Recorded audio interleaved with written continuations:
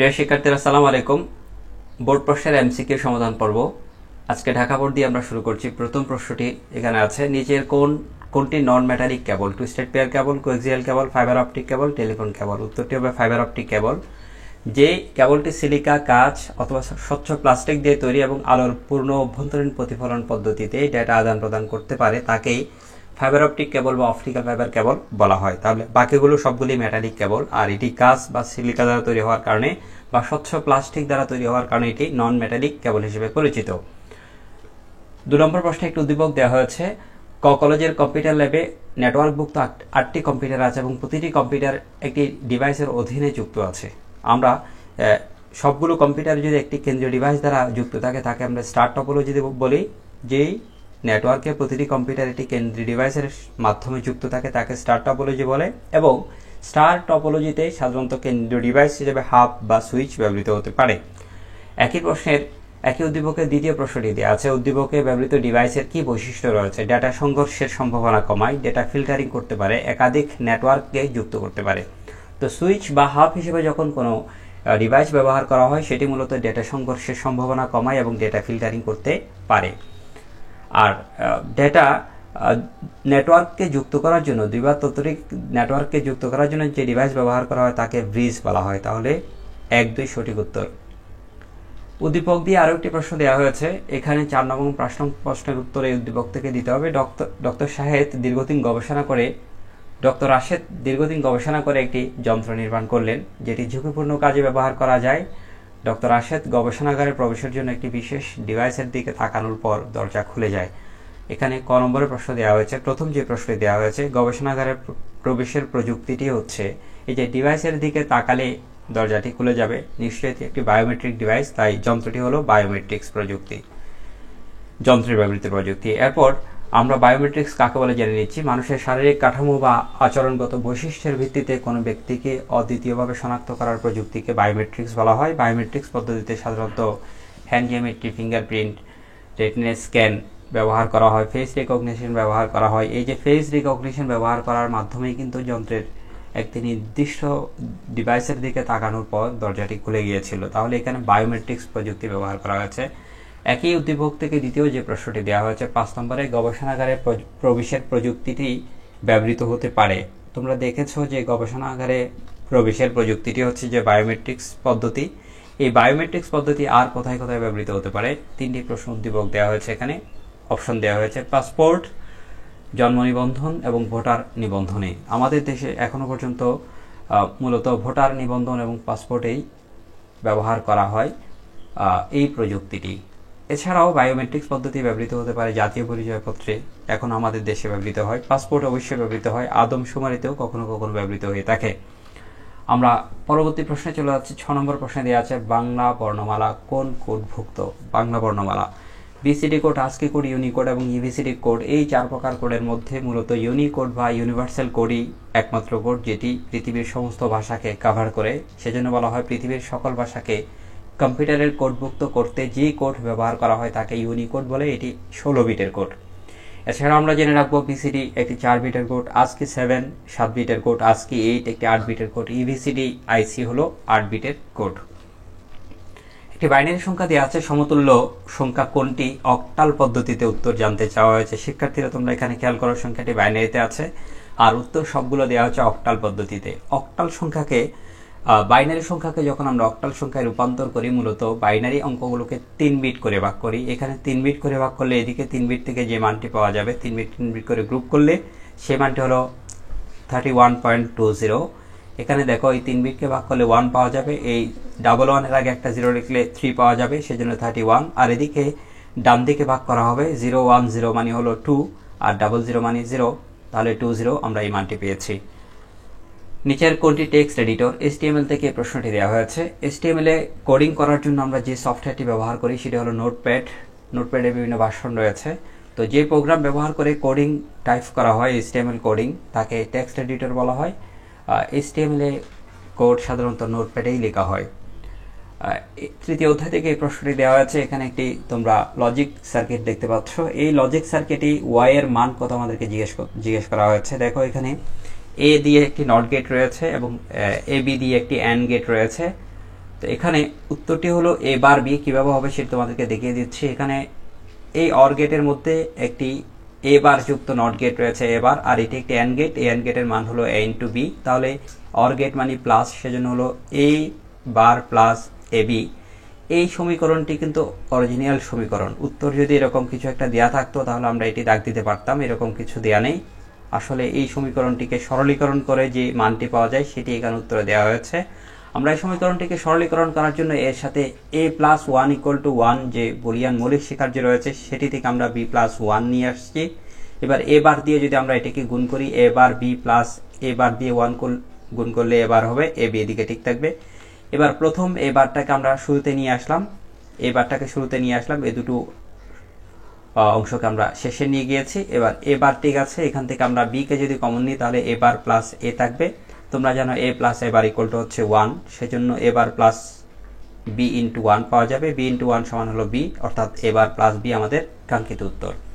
তোমাদের এরকম প্রশ্ন যখন পরীক্ষায় দেওয়া হয় তখন তোমাদের প্রতি রেকমেন্ডেশন থাকবে তোমরা এই প্রশ্নটির উত্তর সবার পরে করতে যাবে, কারণ এটির পেছনে সময় জ্ঞাপন করলে তুমি অনেক সহজ উত্তর করতে পারবে না। নিচের চিত্রটি লক্ষ্য করো এবং 2 নং ও 3 নং প্রশ্নের উত্তর দাও। আসলে আগের উদ্দীপক থেকে এই প্রশ্নটি দেওয়া হয়েছে। এখানে আমরা মান পেয়েছি এ বার ইন্টু বি।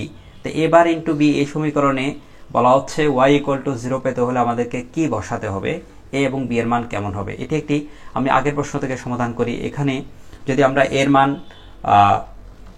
উত্তরটি আমরা পেয়েছি a equal to 1 b equal to 0, that means এখানে আমরা এর মান যদি 1 বসাই এ বারের মান 0 হবে, আর বি এর মান যদি আমরা 1 বসাই তাহলে আমরা বি এর মান যদি 0 বসে তাহলে 0 প্লাস 0 ইকুয়াল টু 0 পাওয়া যাবে। এর মান 1 বসালে এ বারের মান হবে 0, তাহলে 0 পেলাম, আর এখানে বি এর মান 0 বসালে 0ই পাওয়া যাবে। 0 প্লাস 0 ইকুয়াল টু 1 আমরা পেয়ে যাব।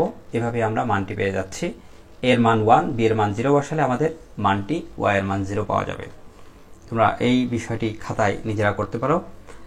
তালিকা তৈরির জন্য আবশ্যক ট্যাগ কোনটি? এটি HTML থেকে প্রশ্নটি দেওয়া হয়েছে। তালিকা তৈরি করার জন্য ওয়েল ট্যাগ, ইউএল ট্যাগ এবং এলআই ট্যাগ এই তিনটি ব্যবহার করা হয়। তোমরা জানো ওয়েল ট্যাগ হচ্ছে অর্ডার লিস্ট তৈরি করার জন্য, ইউএল আনঅর্ডার লিস্ট এবং এলআই দ্বারা লিস্ট আইটেম বোঝানো হয়। সুতরাং যখন আমরা কোনো লিস্ট তৈরি করি HTML এ তখন এই সবগুলো ট্যাগই ব্যবহৃত হয়।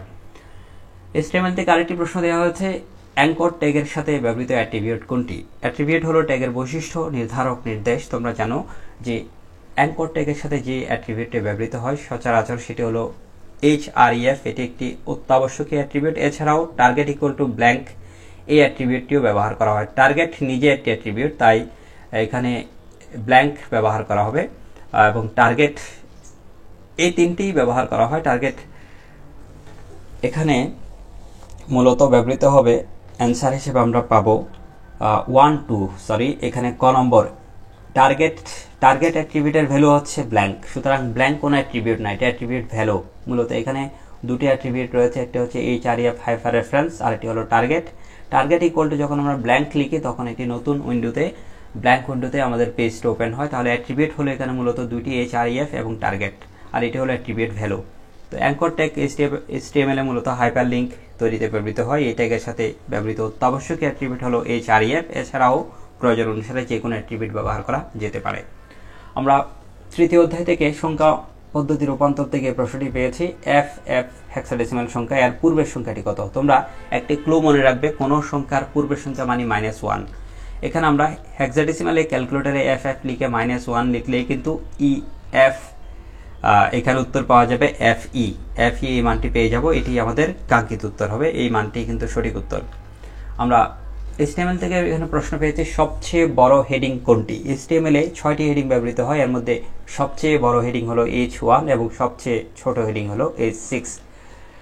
HTML থেকে আরেকটি প্রশ্ন দেওয়া হয়েছে যেখানে সুপারস্ক্রিপ্ট এবং সাবস্ক্রিপ্টের ব্যবহার দেখানো হয়েছে। P একটি ট্যাগ, প্যারাগ্রাফ ট্যাগ, এরপর A লিখে সাবস্ক্রিপ্ট দেওয়া হয়েছে 2, তাহলে 2টি নিচে চলে যাবে। সাবস্ক্রিপ্ট ট্যাগ ক্লোজ করে B লেখা হয়েছে, এরপরে সুপারস্ক্রিপ্ট ব্যবহার করা হয়েছে, তাহলে 2টি উপরে চলে যাবে। সুপারস্ক্রিপ্ট ট্যাগ ক্লোজ করে দেওয়া হয়েছে, এরপর B লিখে সাবস্ক্রিপ্ট ট্যাগ ব্যবহার করা হয়েছে, লেখাটি নিচে চলে যাওয়ার জন্য সাবস্ক্রিপ্ট ট্যাগ ক্লোজ করা হয়েছে, সবশেষে প্যারাগ্রাফ ট্যাগ ক্লোজ করে দেওয়া হয়েছে। তাহলে এখানকার সঠিক উত্তর হবে মূলত A² B2। এই ঘ নম্বরটি কিন্তু সঠিক উত্তর। তোমরা এই ট্যাগটি যারা প্র্যাকটিস করেছো HTML তারা খুব সহজেই এটি বুঝতে পারবে। এটি বিশদ প্র্যাকটিসের ব্যাপার। আমরা আমাদের চ্যানেলে সুপারস্ক্রিপ্ট এবং সাবস্ক্রিপ্ট নিয়ে একটি আলাদা ভিডিও দিয়েছি, সেটি যদি তোমরা অনুশীলন করো তাহলে এই কোডটি আরও ভালোভাবে বুঝতে পারবে।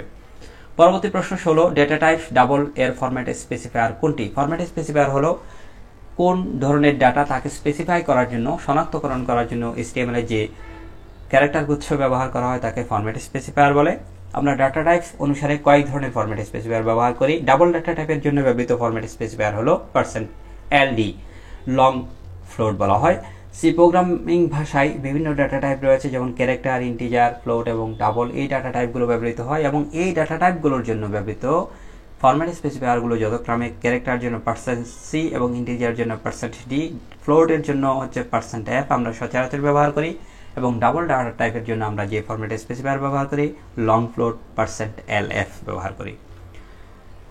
উদ্দীপকটি পড়ো এবং দুটো প্রশ্নের উত্তর দিতে বলা হয়েছে। আমরা প্রশ্নের গুলোর নাম এখানে ভুল লিখেছি। 17 নম্বর প্রশ্নে এখানে যে উত্তর দিতে হবে এই উদ্দীপক থেকে, এখানে একটি কোড দেওয়া হয়েছে। ফর লুপ ব্যবহার করা হয়েছে i = 1, i <= 6, i = i + 1, অর্থাৎ এটির স্টার্টিং ভ্যালু হলো 1 i এর ইনিশিয়াল ভ্যালু এবং এন্ডিং ভ্যালু হলো 6, অর্থাৎ i এর মান 1 থেকে 6 পর্যন্ত বৃদ্ধি পাবে, প্রতি ধাপে 1 করে বাড়বে। তো এখানে 1 এর জন্য একবার, এখানে শেষে প্রিন্ট করবে কোন লেখাটি, HTML এই লেখাটি প্রিন্ট করবে। তবে এখানে আরো একটি কন্ডিশন দেওয়া আছে, ইফ i = 4 কন্টিনিউ স্টেটমেন্ট ব্যবহার করা হয়েছে। কন্টিনিউ স্টেটমেন্ট ব্যবহার করার কারণে মূলত i = 4 যে ধাপে পাওয়া যাবে সে ধাপে এই লাইনটিতে প্রোগ্রামার প্রবেশ না করে আবার শুরুতে চলে আসবে। তাহলে i এর মান 1 এর জন্য HTML লেখাটি একবার, 2 এর জন্য একবার, 3 এর জন্য একবার, 4 এর জন্য প্রিন্ট করবে না, 5 এর জন্য একবার প্রিন্ট করবে এবং 6 এর জন্য একবার প্রিন্ট করবে। সর্বসাকুল্যে 5 বার এই লেখাটি প্রিন্ট হবে, অর্থাৎ চতুর্থ ধাপে যেখানে i = 4 সেখানে কিন্তু কন্টিনিউ স্টেটমেন্টকে পাবে। কন্টিনিউ স্টেটমেন্ট কি করে সেটি জেনে নেওয়া যাক। লুপের সাধারণ ফ্লো পরিবর্তন করার জন্য প্রোগ্রামিং এই স্টেটমেন্ট ব্যবহার করা হয়, অর্থাৎ কন্টিনিউ স্টেটমেন্ট। কোন লুপের যেখানে স্টেটমেন্ট পাওয়া যাবে, কন্টিনিউ স্টেটমেন্ট যেখানে পাওয়া যাবে সেখান থেকে পরবর্তী ইনস্ট্রাকশনগুলো এক্সিকিউট না করে প্রোগ্রামিং স্টেটমেন্ট অংশ আবার প্রথম অংশ থেকে কাজ শুরু করবে। অর্থাৎ কন্টিনিউ স্টেটমেন্ট পাওয়ার পর যে ধাপে পেয়েছে i = 4 এই ধাপে কন্টিনিউ স্টেটমেন্টের সাথে মিলে যাচ্ছে, তখন সে আর HTML লেখাটি প্রিন্ট না করে আবারও ইনক্রিমেন্ট করে মান 5 করে দিবে, 4 থেকে মান 5 করে দিবে। তাহলে 1 2 3 5 এবং 6 টোটাল 5 বার HTML লেখাটি প্রিন্ট হবে। আমরা ফর লুপ দিয়ে আরো অনেকগুলো প্রোগ্রাম আমাদের চ্যানেলে দিয়েছি, সেগুলো যদি তোমরা দেখো তাহলে এই বিষয়টি ফর লুপের স্ট্রাকচার, কন্টিনিউ স্টেটমেন্ট ভালো করে বুঝতে পারবে। একই প্রশ্নে দেওয়া আছে প্রোগ্রামটিতে ব্যবহৃত অপারেটরগুলো কি কি। প্রোগ্রামটিতে আমরা বিভিন্ন অপারেটরের ব্যবহার দেখেছি। আবার চলে আসছি প্রোগ্রামিং এ। এখানে কিন্তু ইকুয়াল অর লেস দ্যান এই চিহ্নটি হলো রিলেশনাল অপারেটর, আর এখানে = 4 এটি অ্যাসাইনমেন্ট অপারেটর, এখানে প্লাস হলো অ্যারিথমেটিক অপারেটর। তাহলে আমাদের উত্তর আমরা কি কি পেয়েছি? মূলত ব্যবহার করা হয়েছে রিলেশনাল অপারেটর, অ্যাসাইনমেন্ট অপারেটর এবং অ্যারিথমেটিক্যাল অপারেটর প্লাস আমাদের এই এখানে প্রশ্নের মধ্যে যে অপারেটরগুলোর অপশন দেওয়া হয়েছে সেখানে আমরা পেয়েছি অ্যারিথমেটিক, লজিক্যাল, রিলেশনাল অপারেটর। আমাদের এখানে মূলত আমরা লজিক্যাল অপারেটর ব্যবহার করিনি, ব্যবহার করেছি অ্যারিথমেটিক এবং রিলেশনাল অপারেটর। 1 3 আনসার হবে। আমরা 19 নম্বর প্রশ্নে চলে আসলাম। সেখানে স্থায়ী মেমোরি কোনটি জিজ্ঞেস করা হয়েছে। স্থায়ী মেমোরি হলো মূলত হার্ড ডিস্ক এবং র্যাম। র্যান্ডম অ্যাক্সেস মেমোরি রম যেটি, সেটি একটি অস্থায়ী মেমোরি। ডাটা মুছে যায় কম্পিউটার অফ করলে বা ডিভাইস শাটডাউন করার সাথে সাথে র্যামে যে তথ্য সেটি মুছে যায়, তাই এটি একটি অস্থায়ী মেমোরি। আর স্থায়ী মেমোরি হলো মূলত হার্ড ডিস্ক এবং ডিভিডি। মাল্টিকাস্ট মোড হতে পারে। দ্বিতীয় অধ্যায় থেকে এই প্রশ্নটি দেওয়া হয়েছে। মাল্টিকাস্ট মোডের উদাহরণ এখানে simplex, half duplex, full duplex. আগে জেনে নিচ্ছি মাল্টিকাস্ট মোড কাকে বলে। মূলত একটি উৎস থেকে ডেটা যখন নির্দিষ্ট গন্তব্যে পৌঁছায় যারা অনুমোদন প্রাপ্ত তাদের কাছে, তাকে মাল্টিকাস্ট মোড বলা হয়। মাল্টিকাস্ট মোডে ডেটা উভয় দিকে আদান প্রদান করা যায়, সেজন্য এখানে সিমপ্লেক্স মোড কোনো উত্তর হবে না। সিমপ্লেক্স মোড হলো একমুখী ডাটা ট্রান্সফার প্রক্রিয়া। এখানে মূলত উৎস থেকে গন্তব্যে ডেটা যায়। আর হাফ ডুপ্লেক্স উভয় দিকে ডাটা যেতে পারে, ফুল ডুপ্লেক্স পদ্ধতিতেও ডাটা উভয় দিকে ডাটা যেতে পারে। আমরা মাল্টিকাস্ট মোডের কয়েকটি গুরুত্বপূর্ণ উদাহরণ জেনে নিচ্ছি। অন্য একটি প্রশ্নে তো হয়তো তোমরা এটাই পেয়ে যাবে। মাল্টিকাস্ট মোডের উদাহরণ group SMS, group MMS, email, video conference, audio conference, এগুলো সবই মাল্টি কনফারেন্স মোডের উদাহরণ। কারণ এখানে মাল্টি কনফারেন্সে শুধুমাত্র যারা মাল্টিকাস্ট মোডে যারা নির্দিষ্ট ব্যক্তি যারা অনুমোদন প্রাপ্ত শুধু তারাই ডাটা গ্রহণ করতে পারে, আর যারা ডাটা গ্রহণ করতে পারবে তারাই ডাটা আদান প্রদান উভয় দিকেই করতে পারবে। তাই এটি হাফ ডুপ্লেক্স অথবা ফুল ডুপ্লেক্স উভয়টাই হতে পারে। আমরা পরবর্তী প্রশ্ন প্রথম অধ্যায় থেকে পেয়েছি ক্রায়োজেনিক এজেন্ট কি। ক্রায়োসার্জারিতে যে এজেন্টগুলো ব্যবহার করা হয় সেই এজেন্টগুলোকে ক্রায়োজেনিক এজেন্ট বলা হয়। ক্রায়োজেনিক এজেন্ট হিসেবে আমরা এখানে পেয়েছি তরল নাইট্রোজেন এবং তরল হাইড্রোজেন। অক্সিজেন কখনো ব্যবহার করা হয় না। 1-2 আনসার হবে। ক্রায়োসার্জারিতে ক্রায়োজেনিক এজেন্ট হিসেবে তরল nitrogen, carbon dioxide, argon, dimethyl ether propane এবং হিটিং সোর্স হিসেবে হিলিয়াম গ্যাস ব্যবহৃত হয়। অত্যধিক শীতল তাপমাত্রা প্রয়োগ করে শরীরের অস্বাভাবিক এবং রোগাক্রান্ত টিস্যু ধ্বংস করার প্রক্রিয়াকে ক্রায়োসার্জারি বলে তোমরা জানো। সেখানেই এই এজেন্টগুলো ব্যবহার করা হয়। পঞ্চম অধ্যায় থেকে আমরা প্রশ্ন পেয়েছি 22 নম্বরে এসে প্রোগ্রাম ফ্লোচার্টে প্রক্রিয়াকরণে কোন প্রতীকটি ব্যবহৃত হয়। বিভিন্ন জ্যামিতিক প্রতীক ব্যবহার করে যে চিত্র আঁকা হয় সমস্যার সমাধানে তাকে ফ্লোচার্ট বলে, এবং ফ্লোচার্টে মূলত প্রক্রিয়াকরণ বা ডেটা প্রসেসিং যেখানে হয় সেটি হলো আয়তক্ষেত্র দ্বারা একটি ছবিতে সেটি দেখানো হয়। তাহলে আয়তক্ষেত্র হলো প্রক্রিয়াকরণের জন্য সুনির্ধারিত চিত্র বা প্রতীক। প্রোগ্রাম ফ্লোচার্টে মোট 6টি জ্যামিতিক প্রতীক ব্যবহার করা হয়। শুরু এবং শেষ পর্যায়ে ডিম্বাকার প্রতীক। ইনপুট আউটপুট বোঝানোর জন্য সামুদ্রিক প্রতীক ব্যবহৃত হয়। প্রক্রিয়াকরণে আয়তক্ষেত্র ব্যবহৃত হয়, যেটি প্রশ্নে দেওয়া হয়েছে। সিদ্ধান্ত গ্রহণে রম্বস আকৃতির বা ডায়মন্ড শেপ ব্যবহৃত হয়। প্রবাহ রেখা বোঝানোর জন্য সাধারণত অ্যারো বা তীর চিহ্ন ব্যবহার করা হয়। 24 নম্বর প্রশ্নে চলে আসলাম। কোন প্রজন্মে সর্বপ্রথম ভিডিও কল চালু হয়। ভিডিও কলের কথা বলা হয়েছে দ্বিতীয় অধ্যায় থেকে। বিভিন্ন মোবাইল প্রজন্মগুলো সেখানে রয়েছে।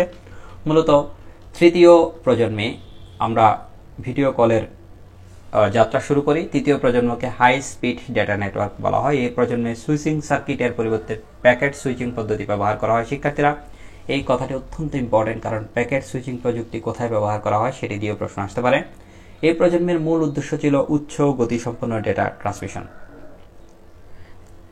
সেকেন্ড লাস্ট সর্বশেষ প্রশ্নের আগে আমরা চলে আসছি কোনটি মলিকুলার মেডিসিন তৈরির প্রযুক্তি। প্রথম অধ্যায় থেকে দেওয়া হয়েছে এই প্রশ্নটি।